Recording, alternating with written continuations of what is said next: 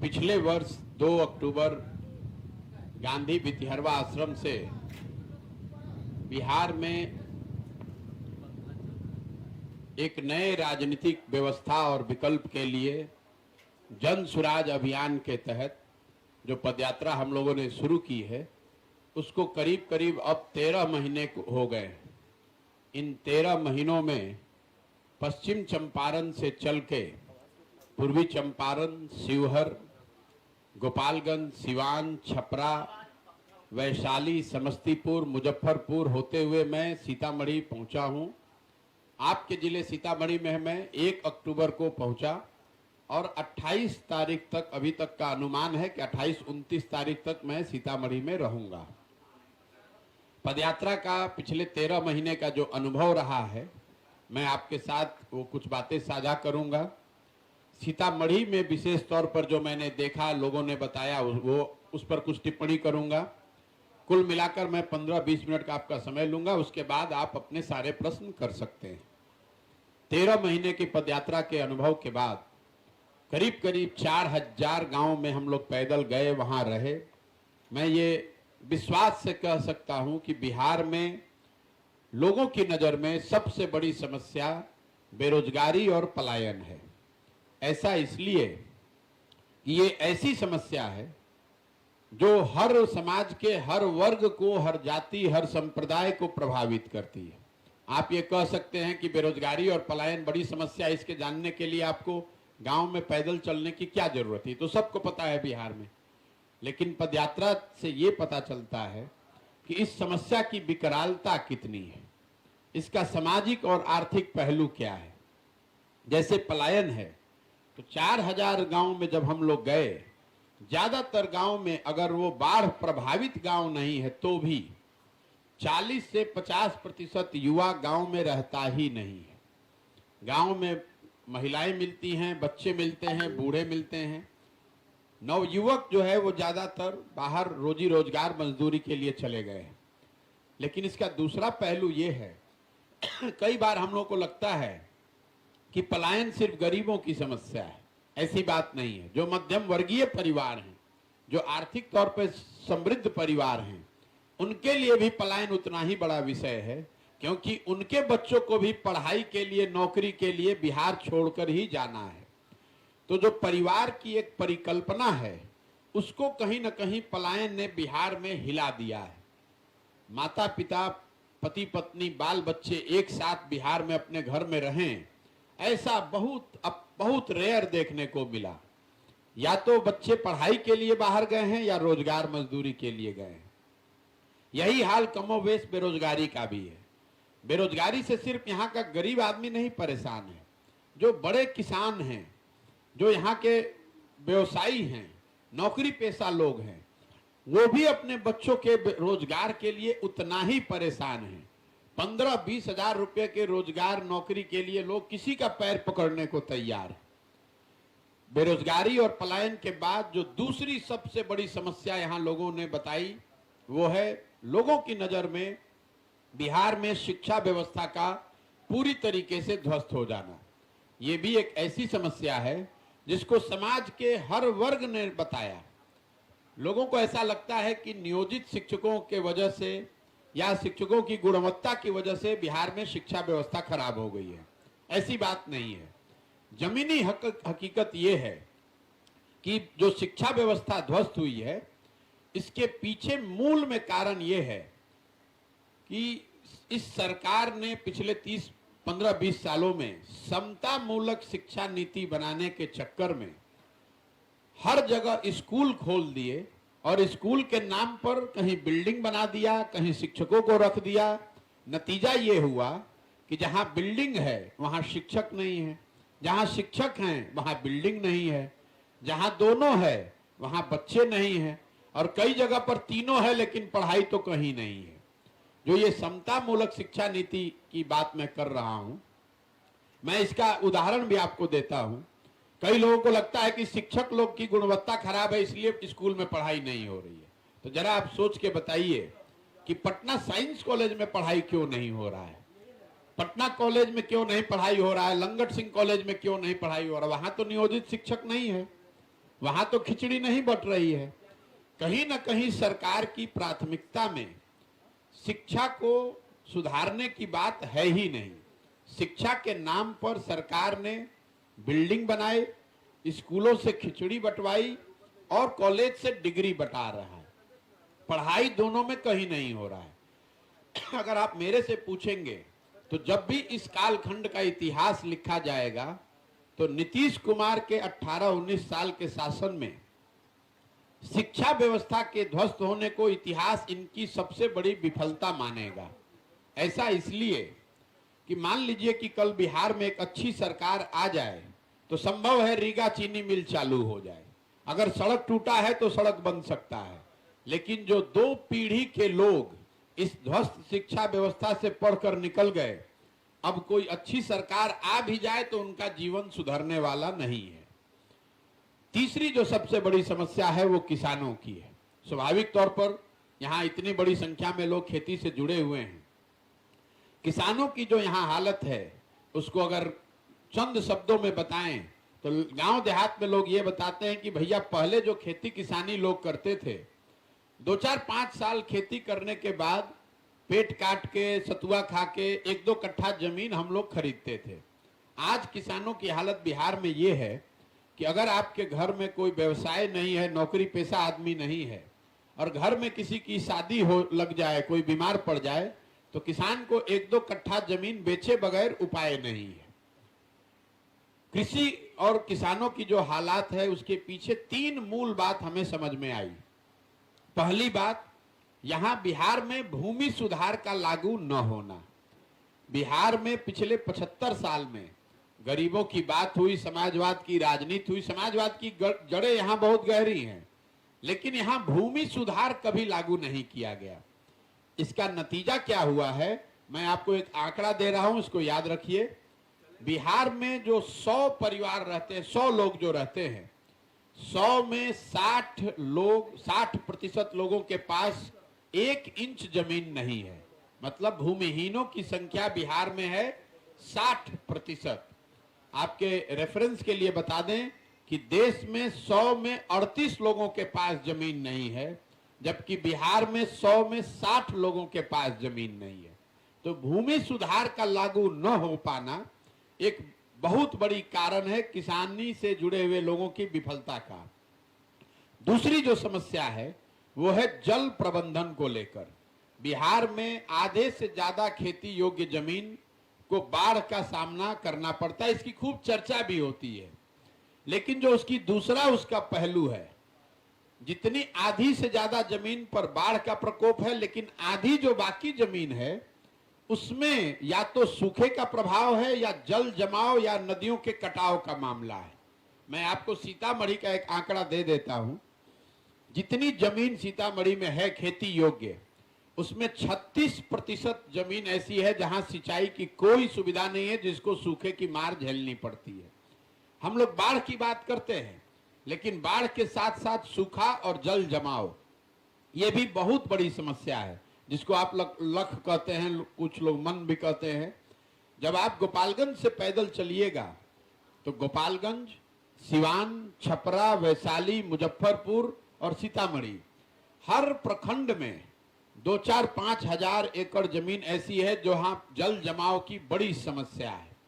जो नेपाल से लगते हुए प्रखंड हैं, चाहे दोनों चंपारण में हो, शिवर हो, सीतामढ़ी हो, वहां नदियों के पानी से जो कटाव होता है, जो नदियां रास्ता बदलती हैं, उसका भी बहुत बड़ा असर है।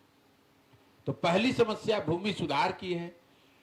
दूसरी समस्या जल प्रबंधन को लेकर है, लेकिन तीसरी और सबसे बड़ी समस्या जो किसानों की है वो है उनके फसलों का उनको उचित मूल्य न मिल पाना। बिहार में हम लोग बैठ के बात करते हैं कि पंजाब में किसान बड़ा समृद्ध है, तो बिहार में पिछले 10 बरस में, ये आंकड़ा भी याद रखिएगा, पिछले 10 बरस में जितना धान पैदा हुआ पूरे बिहार में, उसका सिर्फ 13% धान ही सरकारी समर्थन मूल्य पर खरीदा गया। गेहूं के लिए यह प्रतिशत है 1% गेहूं और 13% धान सरकारी समर्थन मूल्य पर खरीदा गया। पंजाब में 70% धान और 75% गेहूं सरकारी समर्थन मूल्य पर खरीदा गया है। नतीजा क्या है? एक आर्थिक सर्वेक्षण बताता है कि बिहार में किसान जो पैदा करते हैं उनके उपज का, फसल का दाम नहीं मिलने की वजह से हर साल करीब करीब 20,000 करोड़ रुपया का नुकसान यहाँ के किसानों को हो रहा है। तो ये जो तीन समस्याएं हैं जिसको आप कह सकते हैं सर्वस्पर्शी है, बेरोजगारी, पलायन, दूसरा ध्वस्त हुई शिक्षा व्यवस्था और तीसरा किसानों और किसानी से जुड़ी हुई समस्या। इसके अलावा जो 4 केंद्र सरकार की सबसे बड़ी योजनाएं चल रही हैं उसकी धरातल पर क्या स्थिति है मैं वो आपको बताना चाहता हूं।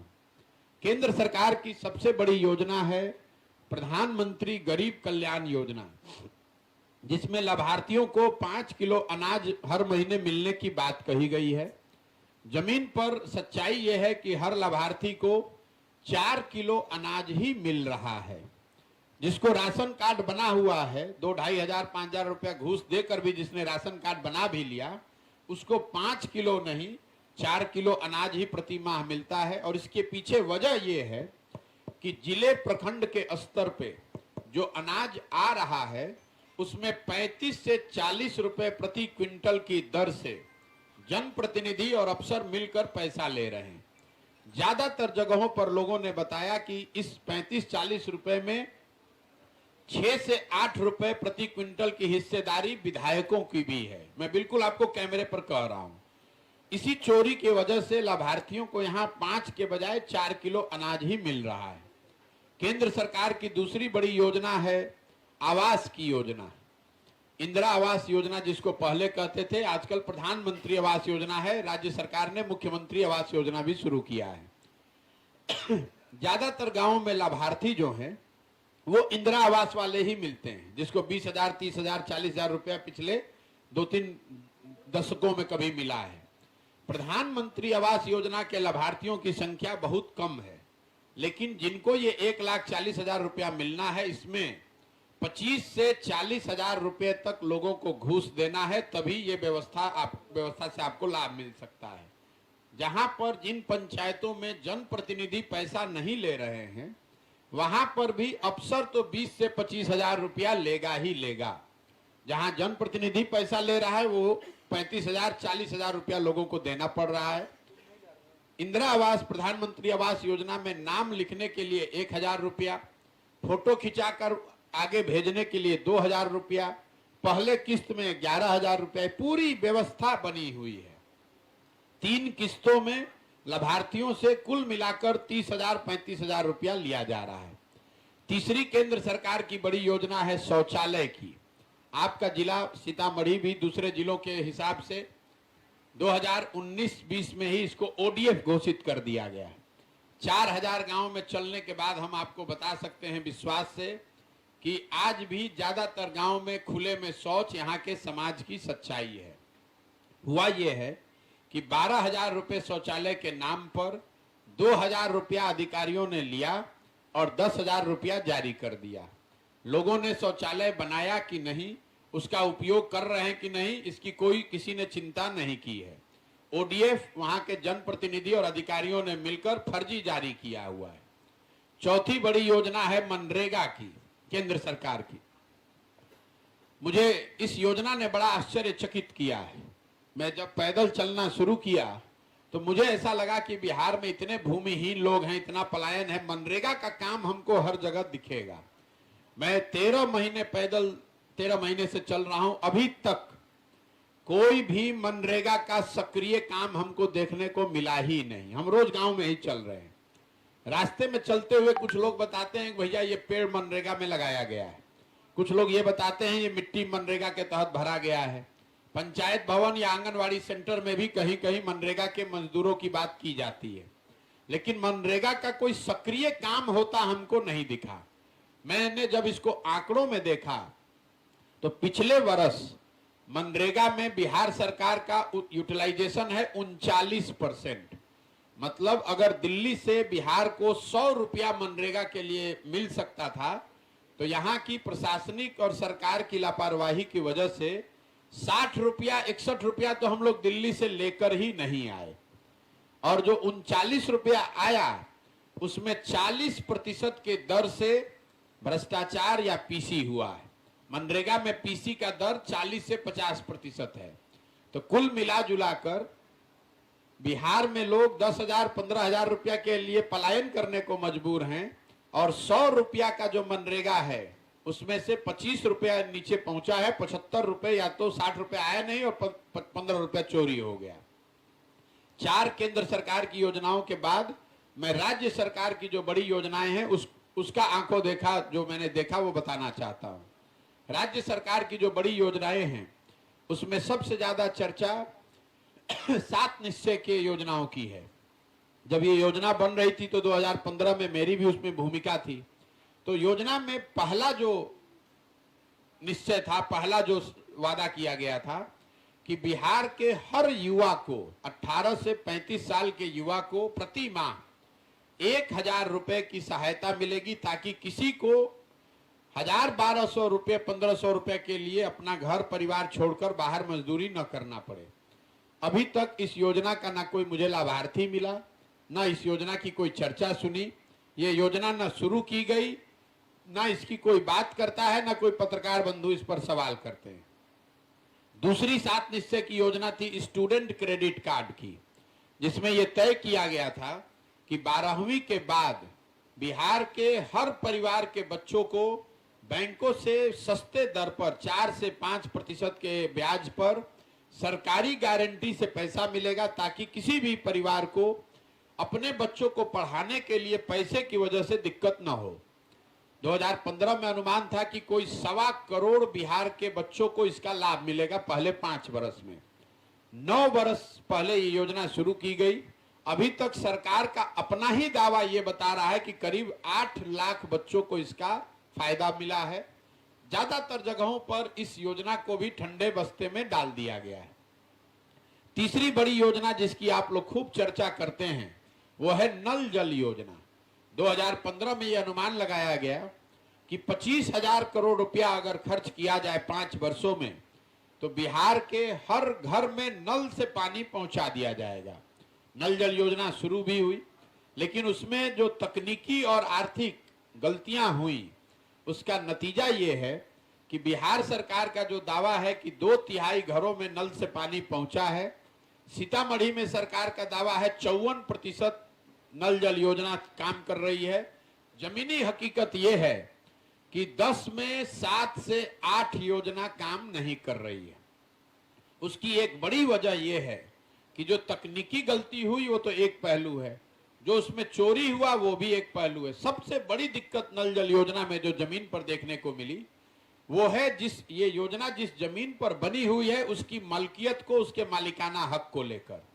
हुआ ये है कि उस समय के वार्ड सदस्यों ने ज्यादातर अपने या अपने मित्र दोस्तों के जमीन पर इस योजना को बनवाया।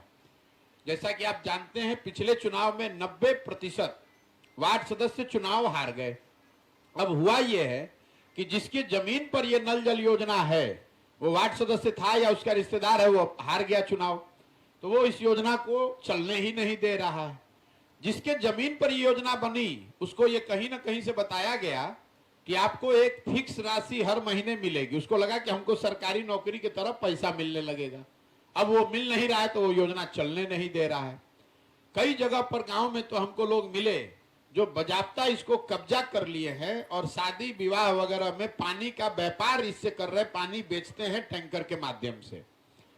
शायद इसी का परिणाम है कि अभी सरकार ने ये पंचायती राज से हटाकर इसको फिर वापस इसका रख रखाव का काम PHED को दिया है। लेकिन जब तक इसके मालिकाना हक को लेकर एक क्लैरिटी नहीं होगी तब तक इसमें आपको सुधार नहीं दिखेगा। चौथी जो सबसे बड़ी योजना थी वो थी नाली गली के पक्कीकरण की योजना। 2015 में ये बिहार सरकार की सबसे बड़ी योजना थी। उस समय का अनुमान था कि इस पर 80,000 करोड़ रुपया 5 वर्ष में खर्च किया जाएगा, और अगर 80,000 करोड़ रुपया खर्च हो तो बिहार के हर घर से निकलने वाले नाली का पक्कीकरण हो जाएगा, और उस नाली को गांव में एक बड़े नाले से जोड़कर उसके द्वारा पानी को बाहर निकाला जाएगा, उसका निस्तारण किया जाएगा। जमीनी हकीकत जो हम लोग देख रहे हैं 4,000 गांवों में नाले तो बनाए गए, सड़कों के किनारे बड़े नाले, कुछ बेतरतीब तरीके से नालों को बनाया गया, लेकिन घरों के नालियों से का ना पक्कीकरण हुआ ना उनको बड़े नाले से जोड़ा गया। नतीजा यह है कि जो सड़कों के किनारे ये बड़े नाले हैं, ये ज्यादातर जगहों पर कूड़ेदान में तब्दील हो गए हैं। उस पर लोग भैंस गाय बांधता है, उस पर गोईठा डालता है, भूसा डालता है, और वो सारे नाले जो हैं वो कूड़ेदान बन गए। तो पूरी योजना नीचे चौपट हो गई। दो क्षेत्र जहां हमको सुधार दिखा वो है सड़क और बिजली। बिजली निश्चित तौर पर बिहार के हर गांव, हर टोले में पहुंच गई है। अभी इसमें कोई दिक्कत नहीं है। जहां भी हम लोग गए, लोगों ने बताया हाँ भैया बिजली आ गई है। बिजली को लेकर दो समस्या लोग बता रहे हैं। एक तो ज्यादातर लोगों की नजर में बिजली का बिल ज्यादा और गलत आ रहा है। हर गांव में 30, 40, 50 लोग ऐसे मिल जाते हैं जो बताते हैं भैया बिजली का बिल गलत आया है, कनेक्शन कट गया। उसके बाद आप DCLR का और लोक अदालत का चक्कर लगाते रहिए। लोग 6,000 से लेकर 1.25 लाख रुपए तक का भी बिल दिखा रहे हैं। एक बार कनेक्शन कट गया, कई लोगों पर तो फौजदारी का केस हो गया है। लोग अपना घर और छोड़कर भागे हुए हैं या छिप के रह रहे हैं। दूसरी एक समस्या और लोग बता रहे हैं, जो स्मार्ट मीटर शुरू किया गया है, इसके रिचार्ज को लेकर गरीबी इतनी है कि लोग उसको रिचार्ज करा पाने की स्थिति में नहीं है। जैसे आप अपना सीतामढ़ी देख लीजिए, बिहार में प्रति व्यक्ति के आय के हिसाब से हम लोग देश में सबसे गरीब हैं। देश में प्रति व्यक्ति आय है 1,35,000, बिहार में प्रति व्यक्ति आय है करीब करीब 34,000, लेकिन सीतामढ़ी में प्रति व्यक्ति आय है 20,600 रुपया। मतलब बिहार में भी जो 5 सबसे गरीब जिले हैं प्रति व्यक्ति आय के हिसाब से, उसमें सीतामढ़ी है। तो अगर 20,000 रुपया जहां प्रति व्यक्ति आय है, वहां को लोगों को स्मार्ट मीटर भी रिचार्ज कराने के लिए 100-200 रुपया भी लोगों के पास नहीं है। सड़कों को लेकर जो दशा दिखी, निश्चित तौर पर स्टेट और नेशनल हाईवे में सुधार हुआ है, लेकिन जो ग्रामीण सड़कें हैं उसकी दशा कमोवेश वही है जो पहले लालू जी के टाइम में रहती थी। जैसे सीतामढ़ी को आप फिर देख लीजिए, यहां पर जो पूरी सड़क है उसमें 50% से ज्यादा सड़क ग्रामीण सड़क है। वो मुख्यमंत्री संपर्क योजना हो, ग्रामीण कार्य विभाग की योजना का सड़क हो, या प्रधानमंत्री संपर्क योजना की हो, या पंचायत की सड़क हो, 50% सड़क ग्रामीण सड़कें हैं। और इन सड़कों की स्थिति कमोवेश वही है जो लालू जी के जमाने में होती थी। 3 उद्योग जहां लोगों को रोजगार मिला है बिहार में, पहला है अवैध शराब, दूसरा है अवैध बालू का कारोबार, और तीसरा ये प्रधानमंत्री गरीब कल्याण योजना में जो अनाज आ रहा है, इसने हर जिले और प्रखंड में नए अनाज माफिया भी पैदा किए हैं। हर गांव में लोग को रोजगार का यही 3 उपाय है। या तो आप शराब का अवैध कारोबार कीजिए, हर गांव में 5-10 लड़का मिल जाता है जो शराब के अवैध कारोबार से जुड़ा हुआ है। बालू के अवैध कारोबार का हालत यह है कि रास्ते में हम लोग चलते हैं, अगर ट्रैक्टर ट्रॉली या 10 ट्रैक्टर ट्रॉली या ट्रक मिला तो आप मानकर चलिए कि उसमें 3 से 4 ट्रक या ट्रॉली बालू के कारोबार से जुड़ा हुआ ही है। और ये जो अनाज वाले माफिया हैं, ये जो अनाज आ रहा है और लोगों को 4 किलो मिल रहा है, 1 किलो की जो चोरी हो रही है, तो अफसर और जनप्रतिनिधि अनाज तो ले नहीं रहा है, उस अनाज को पैसे में कन्वर्ट करने के लिए एक पूरा तंत्र जिले और प्रखंड के स्तर पर बन गया है। तो 3 ही रोजगार बिहार में नीतीश के राज में बचा है। या तो आप शराब के अवैध कारोबार से जुड़ जाइए, बालू का ठेकेदारी और काम कीजिए, या फिर अनाज का ये जो काम है, अनाज को पैसे में कन्वर्ट करना और पैसे को अनाज में कन्वर्ट करना, इसमें लग जाइए। जहां तक उद्योग धंधों का सवाल है, वो पूरी तरीके से कहीं कोई उद्योग धंधा है नहीं। आप लोग यहाँ सीतामढ़ी में रीगा चीनी मिल की बात करते हैं, अभी तक मतलब जो स्वतंत्रता के बाद बिहार देश में 6वां सबसे इंडस्ट्रियलाइज राज्य था। और आज हालात ये है कि आज पूरे सीतामढ़ी का मैं आंकड़ा देख रहा था, छोटे बड़े सभी उद्योगों को अगर आप मिला दें तो टोटल 4,000 सरकारी आंकड़ा है, 4,000 लोगों को ही यहाँ उद्योग धंधों या व्यापार से रोजगार मिला हुआ है पूरे सीतामढ़ी में। और ये यहाँ के उद्योगों का हाल है।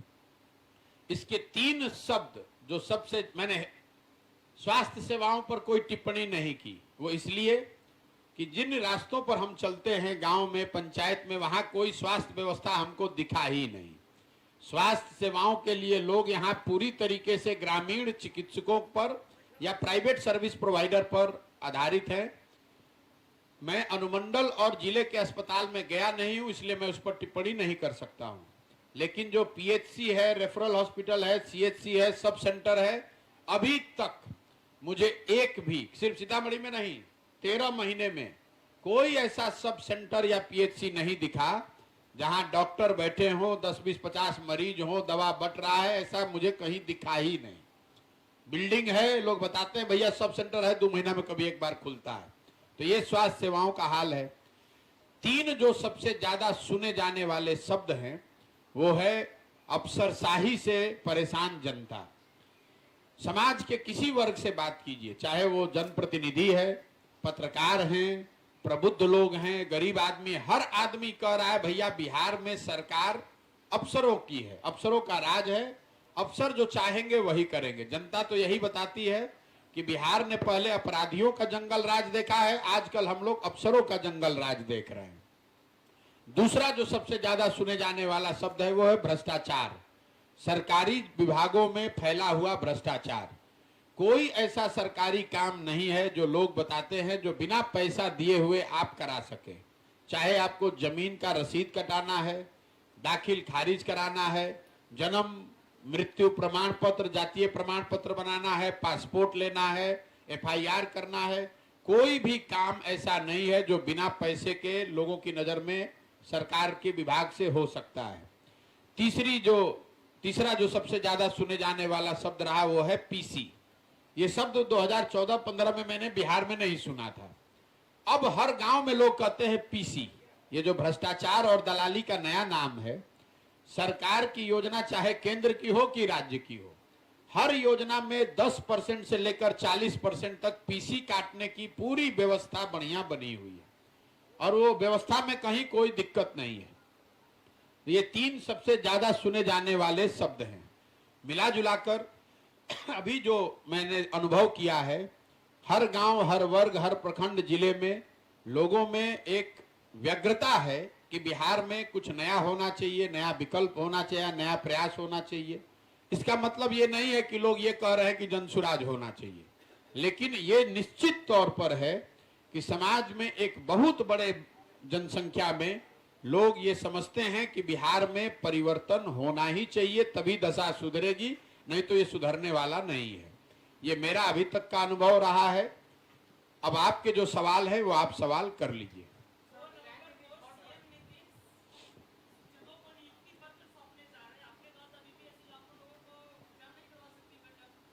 मेरे भाई, अभी नियुक्ति पत्र दिया नहीं गया है। आप मेरे वक्तव्य को निकालिए। मैंने ये कहा कि अगर नीतीश कुमार और महागठबंधन की सरकार साल भर में 10 लाख लोगों को सरकारी नौकरी दे दे तो मैं उनके समर्थन में इस पूरे अभियान को वापस ले लूंगा और इतना ही नहीं, उनका झंडा लेकर घूमूंगा। साल भर उस बात को हो गए। आप मुझे ये बता दीजिए पत्रकार होने के नाते कि बिहार में 10 लाख के मुकाबले कितने लोगों को नौकरी मिल गई। विज्ञप्ति जारी होना, नौकरी के लिए परीक्षा होना, नौकरी मिलना नहीं है। हम आपको हजारों ऐसे लड़कों से मिला सकते हैं, बच्चों से, जो पिछले 4 साल 5 साल से एडमिट कार्ड लेकर परीक्षा देकर घूम रहे हैं। या तो प्रश्न पत्र लीक हो गया या कोई कोर्ट में चला गया, उनको नियुक्ति नहीं हुई। तो जब नियुक्ति हो जाए तब बात कीजिएगा। दूसरी एक और बात समझ लीजिए, जो ये बीपीएससी ने अभी नियुक्ति की बात आप कर रहे हैं, मेरा आपको आग्रह होगा कि उसके बाद जब नियुक्ति पत्र जारी हो जाए तो हमसे मिल लीजिएगा। तो आपको ये बताएंगे कि उसमें बिहार के कितने बच्चों को नौकरी मिली है, क्योंकि ये पूरे देश के लिए ओपन व्यवस्था थी। तो इसमें बिहार के कितने बच्चों को नौकरी मिली उसको पहले आने दीजिए। इतना मत आतुर होइए कि नौकरी मिल गई और भाई 10 लाख कहे तो उसके बदले 2 लाख का वो कह रहे कि नियुक्ति पत्र देंगे। अभी दिया नहीं है ना, आ जाने दीजिए। उसके बाद देखिएगा कि बिहार के कितने बच्चों को उसमें जॉब मिल गया है।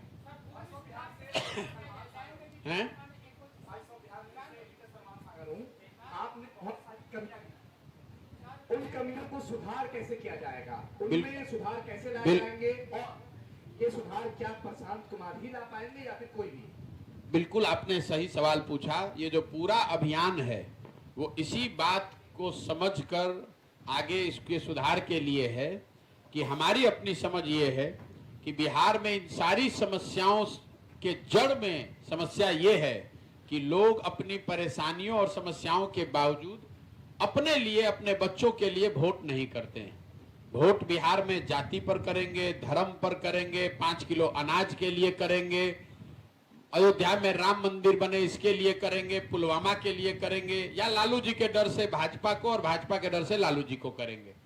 यहाँ पर लोग बच्चों के पढ़ाई के लिए, रोजगार के लिए, सड़क के लिए, फैक्ट्री के लिए वोट करते ही नहीं है। अगर आप इस अभियान को नजदीक से देखिएगा तो हर गांव में 4000 से ज्यादा गांव में मैं ये सवाल पूछता हूं लोगों से, उनके बच्चों के सर पर हाथ रखवा कर हाथ उठवाता हूं कि बताइए कि आपने जीवन में कभी पढ़ाई और रोजगार के लिए वोट किया है कि नहीं। और आज तक बिहार में हमको कोई आदमी अभी तक नहीं मिला, पत्रकार हो कि प्रबुद्ध हो कि शिक्षक हो कि अनपढ़ है कि मजदूर है, जिसने ये कहा हो कि हमने भैया पढ़ाई के लिए वोट किया है। तो इस अभियान का लक्ष्य ये है, 3 जो लक्ष्य है। पहला कि यहाँ पर की जो ग्रास रूट की समस्याएं हैं उसको गंभीरता से जमीन पर उतरकर समझा जाए, और हर पंचायत के लिए, इसको आप याद रखिए, मैं पदयात्रा सिर्फ रोड के लिए नहीं घूम रहा हूं। अगर 1 महीने में सीतामढ़ी में हूं तो यहाँ के हर पंचायत के अगले 10 साल के विकास का योजना बना रहे हैं, ताकि जब ये पदयात्रा पूरी हो तो बिहार के 8500 पंचायतों के आगे 10 साल का ब्लूप्रिंट बनाकर जारी किया जाए। दूसरा, अगर योजना होने से तो बात सुधार होगा नहीं, लोगों को, सही लोगों को चुनकर आना है। तो सबसे पहले उसके लिए जरूरी है कि समाज को इस बात के लिए तैयार किया जाए कि आपने दलों को, जात को, धर्म को, नेताओं को बहुत वोट दे दिया, एक बार अपने और अपने बच्चों के भविष्य के लिए वोट दीजिए। तीसरा ये प्रयास है कि अगर आपके पास योजना हो, समाज में समझ भी हो, तो भी विकल्प तो होना ही चाहिए। तो हर प्रखंड पंचायत से ऐसे लोगों को ढूंढ कर निकाला जाए जो इस परिकल्पना से जुड़कर बिहार में एक नया विकल्प, नई व्यवस्था बनाना चाहते हैं। और इसीलिए आप देख रहे हैं कि जब पदयात्रा पूरी होती है तो हर जिले में, आपके सीतामढ़ी जिले में भी करीब 60,000 लोग इससे जुड़ेंगे। उन 60,000 लोगों की मदद से यहाँ पर जिले में, प्रखंड में, पंचायत में, गांव स्तर पर पूरा संगठन बनाकर ही मैं बाहर निकलूंगा। और वो उन पर है कि अब यहाँ पर नया विकल्प कैसे बनाएं। आपका जो सवाल था, प्रशांत किशोर इसको बिल्कुल नहीं सुधार सकते हैं। 1 प्रशांत किशोर आए कि 20 प्रशांत किशोर आए, इसको अगर सुधरना है तो तभी सुधरेगा जब बिहार की जनता अपने आदतों में, अपने वोटिंग में सुधार करे, तभी सुधार होगा। हमारी भूमिका एक सूत्रधार की है, टीचर की है, कुम्हार की है, जो गांव-गांव जाएं और लोगों को ये समझाएं, बताएं कि कैसे वो अपने और अपने बच्चों का जीवन बिहार में सुधार सकते हैं। सर, लैंड रिफॉर्म और इकोसिस्टम पर आपने कहा, भूमि सुधार और अधिग्रहण की समस्या पर आपने बताया है, इस पर कुछ बताइए सर। भूमि सुधार की समस्या, बिहार देश के कुछ गिने चुने ऐसे राज्यों में है जहां 75 साल में, पिछले 75 साल में ना भूमि की मापन की व्यवस्था की गई, न भूमि के डिस्प्यूट को, ओनरशिप को क्लियर किया गया। नतीजा यह है कि करीब करीब 50% जमीन डिस्प्यूटेड लैंड है। यहाँ हम लोग कहते हैं बिहार में जमीन नहीं है, जनसंख्या बहुत ज्यादा है, वो तो एक पहलू है। दूसरा पहलू यह है कि जमीन का मालिकाना हक क्लियर नहीं होने की वजह से आप देख रहे हैं कि अभी सरकार ने जो डिजिटाइजेशन शुरू किया तो आपकी जमीन दूसरे के नाम पर, दूसरे की जमीन आपके नाम पर हो गई। पिछले 25-30 सालों से जमीन का मालिकाना, आपके दादाजी थे, आपके पुरखे थे, उनकी मृत्यु हो गई और उन्हीं के नाम पर अभी तक रसीद कट रहा है, उसका कोई बंटवारा नहीं हुआ, मालिकाना हक नहीं है। तो आपके पास जमीन है लेकिन आप उस जमीन को गिरवी रख के लोन लेकर व्यापार नहीं कर सकते हैं। आपको कल जरूरत पड़ जाए तो आप उस जमीन को बेचकर अपने परिवार के लिए कुछ कर नहीं सकते हैं। इसलिए लैंड की जो प्रोडक्टिविटी है वो बहुत कम है। जो जमीन है उसका मालिकाना हक ही नहीं मालूम है तो पता उस लैंड का उपयोग क्या होगा। जिसके हाथ में है वो अपना धान चावल गेहूं किसी तरह कर रहा है, चला रहा है। तो जब तक यहाँ पहले सिरे से जो काम अंग्रेजों ने किया उस काम को यहाँ दोबारा जमीन को सिरे से फिर से नापा जाए, उसके ओनरशिप को एस्टेब्लिश किया जाए और लोगों को एक पारदर्शी व्यवस्था दिया जाए ताकि ये पता चल सके कि किस जमीन का मालिक कौन है, ताकि हर व्यक्ति अपनी स्वेच्छा के अनुसार अपने जमीन का सबसे बेहतर उपयोग कर सके। चाहे वो जमीन का को गिरवी रख के उस पर लोन कर्जा लेके व्यापार करे, या उस पर उन्नत कृषि करे, या उस पर मार्केट बनाए, या जो भी काम वो करना चाहे। अभी यहाँ पर जितनी जमीन है उसका एक बड़ा हिस्सा ऐसा है कि उसके मालिक जो भी हैं पेपर पर वो क्लियर नहीं है, जिसके वजह से जमीन की प्रोडक्टिविटी बहुत कम है। 2023 में आप अपना उम्मीदवार उतारेंगे क्या? जी 2023 में आप अपना उम्मीदवार उतारेंगे? 23 में तो कौन सा चुनाव है? आने ये वाले 24 में 24 में विधानसभा चुनाव में जन सुराज की क्या रहेगी भागीदारी? भाई जन सुराज तो कोई दल है नहीं। जो बात मैंने पदयात्रा के शुरुआत में कही है कि ये दल नहीं है, प्रशांत किशोर इसके नेता नहीं है।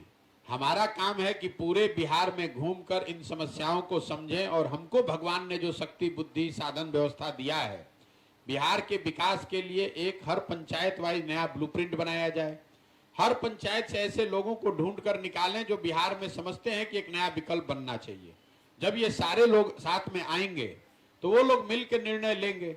जिन जिलों से पदयात्रा हो गई वहां पर जो लोग जन सुराज के पुरोधा या संस्थापक बन रहे हैं, ये निर्णय उनको करना है कि चुनाव लड़ना है कि नहीं लड़ना है।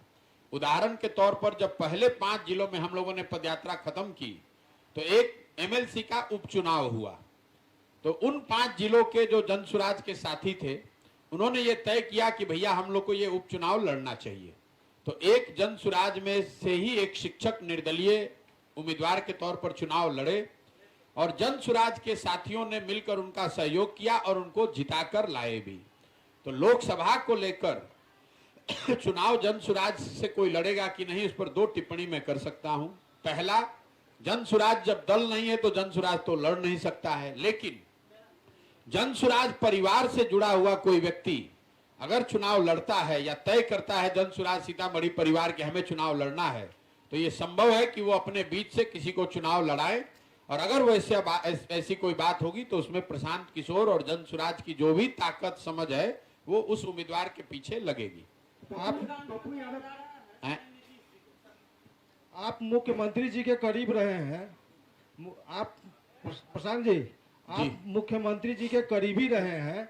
जेडीयू में ये खबर आ रही है कि जो कुछ लोग गुट बनाए हुए हैं, अलग अलग गुट है, कोई कहता है राजद में विलय होगा, कोई कहेगा टूट जाएगा, आप क्या मानते हैं? देखिए, जदयू जो पार्टी है करीब करीब उसका अंतिम दौर चल रहा है। हम उनके करीब रहे इसलिए नहीं बता रहे हैं, जो हमारी अपनी राजनीतिक समझ है, नीतीश कुमार जी के लंबे राजनीतिक पारी का ये अंतिम दौर है। मेरा अपना मानना है कि लोकसभा चुनाव तक उनका दल इसी स्वरूप में बना रहेगा, लेकिन लोकसभा चुनाव में जदयू को करारी हार मिलेगी। मैं जदयू की बात कर रहा हूं, महागठबंधन की बात नहीं कर रहा हूं। जदयू को करारी हार मिलेगी, उसके बाद उस दल का विघटन होना निश्चित है।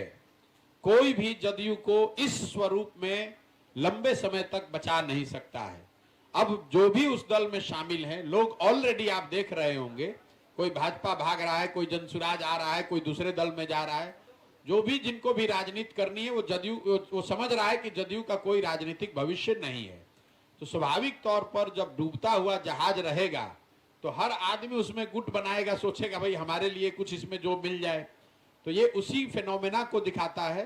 कौन गुट बनाया है नहीं बनाया है ये महत्वपूर्ण नहीं है। महत्वपूर्ण ये है कि जदयू का विघटन आने वाले कुछ महीनों में, लोकसभा चुनाव के कुछ महीनों के अंदर वो निश्चित है।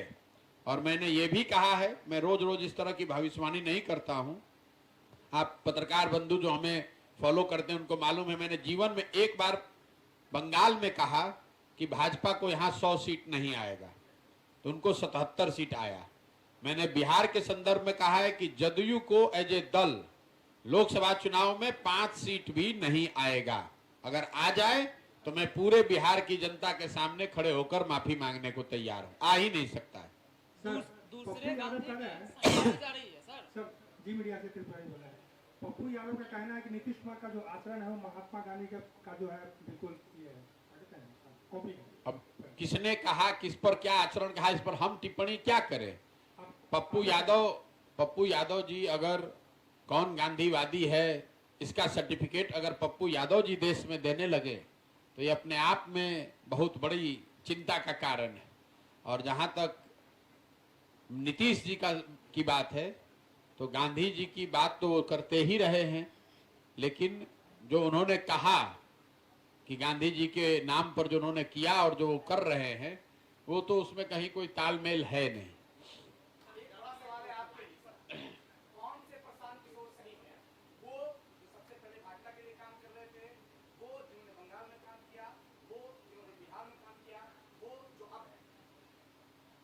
जिस प्रशांत किशोर की आप बात कर रहे हैं वो प्रशांत किशोर उससे पहले संयुक्त राष्ट्र संघ में भी 10 साल काम करते थे, जो आपको शायद जानकारी नहीं है। 10 साल हमने संयुक्त राष्ट्र संघ में काम किया, फिर उस काम को छोड़े और जिस काम को हम करते थे जो आप जानते हैं उस काम को हमने 2011 से 2021 तक किया। और आप 2-4 राज्य का नाम में रखे हैं, हम ऐसे 10 राज्यों में हमने काम किया है और हमको भगवान की कृपा से थोड़ी सफलता भी मिली। लेकिन 2021 में 2 मई 2021 को मैंने सार्वजनिक तौर पर देश में सभी मीडिया हाउस के सामने ये घोषणा की है कि मैं अब जीवन में वो काम छोड़ रहा हूं, अपने लिए जीवन में कुछ नया करूंगा।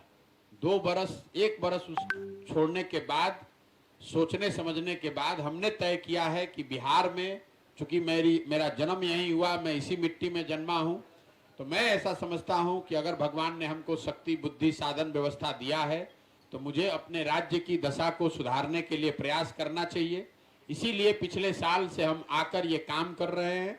1.5 बरस से किसी ने जितनी मेहनत न की हो उतनी मेहनत कर रहे हैं। सफलता मिलना नहीं मिलना ये हमारा उद्देश्य नहीं है। हमारा उद्देश्य है कि मैं ईमानदारी से इस प्रयास को करूं और मेरा विश्वास है कि अगर ईमानदारी से प्रयास ये होगा तो निश्चित तौर पर बिहार में लोगों को ये बात समझ में आएगी। कौन नहीं चाहता है कि उसका विकास हो? कौन नहीं चाहेगा कि उसका बच्चा अच्छा पढ़े? कौन नहीं चाहेगा कि उसके बच्चों को मजदूरी करने के लिए बाहर नहीं जाना पड़े? जरूरत इस बात की है कि समाज में ईमानदारी से प्रयास किया जाए, लोगों को जगाया जाए, समझाया जाए, और मेरा विश्वास है कि जन सुराज के बैनर के तहत ये काम किया जा सकता है। देखिए, कैसा लगा ये कहना तो बड़ा मुश्किल है। एक तो व्यक्तिगत बात है कि आप सीतामढ़ी आए, आपको अच्छा लगा, खराब लगा, लेकिन विकास के नजरिए से, लोगों के नजरिए से मैंने आपको पहले बताया कि सीतामढ़ी अभी तक के जितने जिलों में मैं घूम कर आया हूं उसमें शायद सबसे गरीब और पिछड़े जिलों में इसको मैं रखूंगा। लोगों की जो परेशानी, बदहाली है वो किसी दूसरे जिलों के मुकाबले कहीं ज्यादा ही है, कम नहीं है। तो उस नजरिए से सीतामढ़ी में जो पदयात्रा है और लोगों की जो परिस्थिति है वो दुखद लगी। कौन? नीतीश कुमार किसके साथ जा सकते हैं ये खुद स्वयं नीतीश कुमार भी नहीं बता सकते। नीतीश कुमार की जो राजनीति करते हैं, आप लोग भी पत्रकार हैं, बिहार में लंबे समय से उनको आपने देखा होगा। नीतीश कुमार जी की राजनीति का जो तरीका है कि वो एक दरवाजा रखते हैं जो सामने पब्लिक को दिखता है। अभी वो दरवाजा महागठबंधन है। बगल में एक वो खिड़की खोल के रखते हैं जिससे कि अगर जरूरत पड़े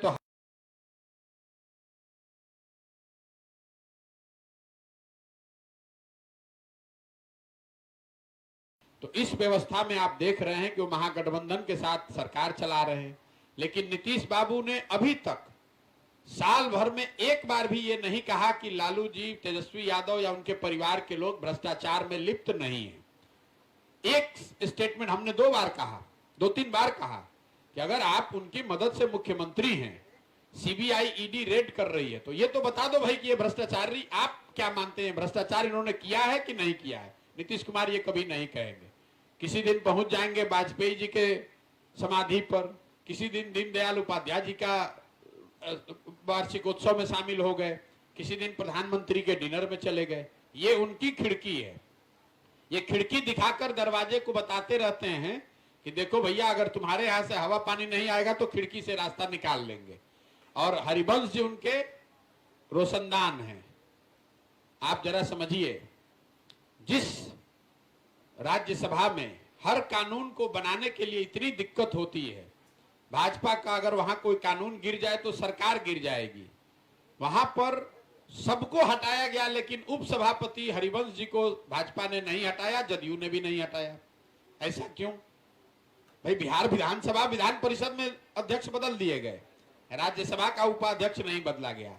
वो इसलिए कि हरिवंश जी वही रोशनदान है कि कल होकर नीतीश बाबू को जरूरत पड़ जाए तो उनके माध्यम से भाजपा के लीडरशिप से वो बात कर सकें, भाग सकें। नीतीश कुमार जी के जीवन में आज इतनी ही प्राथमिकता है कि किसी तरह मेरी कुर्सी बची रहे, बिहार जाए चूल्हे भाड़ में, जिस व्यवस्था से भी हम बने रहें, बस उनकी इतनी प्राथमिकता रह गई है। और इसके लिए कोई आपको पत्रकार और प्रशांत किशोर होने की जरूरत नहीं है। बिहार का बच्चा बच्चा इस बात को जानता है। जातीय सर्वे पर पहली बात तो ये जनगणना नहीं है, और आप लोग रोज ये गलती करते हैं। ये जनगणना नहीं है, सर्वे है। जब सर्वे हो रहा था, होने की बात हो रही थी, तब से मैं आपको लगातार कह रहा हूं कि किसी प्रकार के सर्वे से जिससे समाज की संख्या, उनकी स्थिति के बारे में बेहतर जानकारी हो, इसमें कोई दिक्कत नहीं है, अगर आपकी नीयत ठीक हो तो। नीतीश कुमार जी की नीयत ये नहीं है कि वो पिछड़ों को या वंचितों को कुछ दे दें। आपको ये सवाल पूछना चाहिए कि भाई लालू जी, नीतीश जी 32 बरस से सत्ता में हैं बिहार में। अगर ये इतना बड़ा क्रांतिकारी कदम है तो 32 बरस से आपने ये सर्वे क्यों नहीं कराया? ये आज आपको अकल क्यों आई? केंद्र सरकार से आपको पूछने की पहले भी जरूरत नहीं थी, आप पहले भी करा सकते थे। ये जरूरत इसलिए पड़ी है कि राजनीति के चौसर पर ये अंतिम पासा नीतीश कुमार ने फेंका है कि समाज को बांटकर किसी तरह एक बार और बैतरनी पार लग जाए। नतीजा उल्टा हो गया। जिसकी संख्या बढ़ाकर आई वो अपनी भागीदारी मांग रहा है, और जिसकी संख्या आपने घटाई है वो नाराज हो रहा है। दोनों ओर से मार पड़ रही है। आप जरा बताइए, आप कह रहे हैं कि जिसकी संख्या जितनी है उतनी ही उसकी भागीदारी होनी चाहिए, तो भागीदारी मार कर बैठा कौन है? पूरे बिहार सरकार का बजट है 2,46,000 करोड़, और 60% उस बजट का दो ही आदमी के हाथ में है, नीतीश कुमार और तेजस्वी यादव। तो अगर किसी की भागीदारी मारी गई है तो यही दोनों लोग भागीदारी मारे हैं। जरा नीतीश कुमार और लालू जी की पार्टी ये बता दे कि कितने अति पिछड़ों को उन्होंने टिकट दिया है, कितने मुसलमान भाइयों को उन्होंने, दलितों को टिकट दिया है, कितने उनके विधायक अति पिछड़ा और दलित और मुसलमान समाज के हैं, और सबसे बढ़ के उनके मंत्रिमंडल में इन समाज के कितने लोग मंत्री हैं और किन विभाग के वो मंत्री हैं। तेजस्वी जी 3 विभाग के मंत्री हैं। उन विभागों का बजट जरा देख लीजिए। और अगर अति पिछड़ा और दलित समाज का अगर कोई मंत्री है तो उसका डिपार्टमेंट जरा देख लीजिए। तो मैं तो जातीय सर्वे के माध्यम से, इसके हवाले से, आपके माध्यम से यह आह्वान कर रहा हूं कि पथ निर्माण विभाग, स्वास्थ्य विभाग, शिक्षा विभाग, वित्त विभाग, जो अति पिछड़े समाज के लोग हैं, विधायक हैं, मंत्री हैं, उनको दिया जाना चाहिए। तुरंत उनको भागीदारी दीजिए। ये 32 साल से हकमारी करने का काम सिर्फ 2 लोगों ने किया है, वो है लालू यादव और नीतीश कुमार। हक इन्होंने मारा है और यही लोग हल्ला मचा रहे हैं। चोर मचाए शोर वाली बात है। 32 साल से आप लूट कर बैठे हैं और आप कह रहे हैं कि वंचित को, दलितों को, अति पिछड़ों को अधिकार मिलना चाहिए। अरे भाई, तो आपको किसने रोका है? तुरंत दीजिए अधिकार। तुरंत एक उप मुख्यमंत्री बनाइए उन समाज से। अच्छे जो विभाग हैं, जो बड़े विभाग हैं, जिनका समाज में प्रभाव हो सकता है, उन विभागों में उन समाज के लोगों को मंत्री बनाइए। अभी लोकसभा का चुनाव होगा तो उसमें देखिएगा कि कितना अति पिछड़ा और दलित और मुसलमान को टिकट देते हैं ये लोग। सर, आपने तमाम समस्याओं का जिक्र किया है, लेकिन बिहार की प्रतिभाओं को सम्मान नहीं मिल पाता है। चूंकि पंकज त्रिपाठी जी को मिला है राष्ट्रपति पुरस्कार का जिक्र है, लेकिन बिहार सरकार अभी तक इस प्रकार के किसी भी प्रतिभा को सम्मान नहीं दे रहे हैं, ना ही उसके उत्थान की बात। क्यों मिलेगा आपको सम्मान? आप देश के सबसे गरीब, सबसे पिछड़े, सबसे ज्यादा भुखमरी और अशिक्षित समाज हैं, तो आपको सम्मान नहीं, आपको गाली मिलेगी जो हम लोग को मिलती है। बिहार का आदमी जब भी बिहार के बाहर जाता है तो उसको बिहारी कहने में अपमान महसूस होता है। एक पंकज त्रिपाठी, एक मनोज वाजपेयी, एक कोई आदमी आईएएस बन जाए, एक कोई प्रशांत किशोर, पूरा बिहार का समाज नहीं है। सच्चाई ये है कि हर एक प्रशांत किशोर, हर एक पंकज त्रिपाठी के बदले बिहार के दसियों लाख बच्चे वहीं उन्हीं शहरों में मजदूर हैं, कूड़ा साफ कर रहे हैं, सब्जी बेच रहे हैं, ठेला चला रहे हैं। तो आपको सम्मान कैसे मिलेगा?